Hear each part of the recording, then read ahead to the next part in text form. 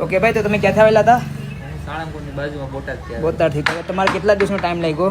મારે 4 દિવસનો ટાઈમ લાગ્યો. 15 તારીખે આવ્યો તો આજ 19 તારીખે જવું.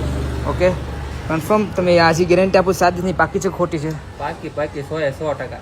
Okay, thank you so much કે તમે અહીંયા અમારા સાળંગપુર થઈને દીવમાં શીખવા માટે કહીને આવ્યા. હવે તમે તમારી ગાડી લઈને તમે આજે આરામથી જજો, સાચવીને જજો. Thank you so much. બરાબર. આ ભાઈ જાય છે હવે, કેમ કે આ ભાઈનો ક્લાસ ખતમ થઈ ગયો.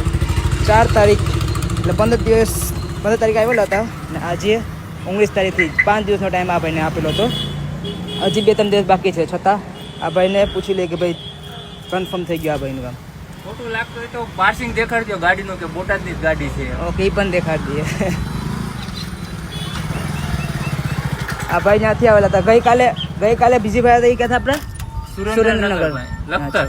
એ તમારી ગાડીમાં જ બેઠા હતા કા ગઈકાલે? એટલે એ વિડીયો પાસે બધી એમ કે પાછા એક જ ભાઈ ગાડીવાળા હતા. હું મૂકવાઈ ગયો તો એમને.